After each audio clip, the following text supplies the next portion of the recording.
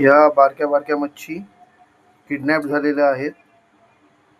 आई वडिलांशिवाय एकट्या गेल्यामुळे त्यांना मच्छीमारांनी किडनॅप करून विकलेलं आहे. तसंच लहान मुलांना सुद्धा मस्ती जर जास्ती करतात त्यांना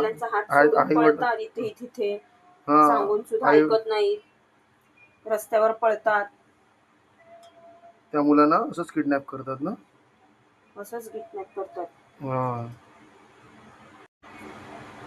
आता हे आई वडिलांबरोबर राहिले असते छोटे छोटे पिल्लं तर त्यांना कोणी पकडलं नसतं, पण ऐकायचं नाही ना आई वडिलांचं,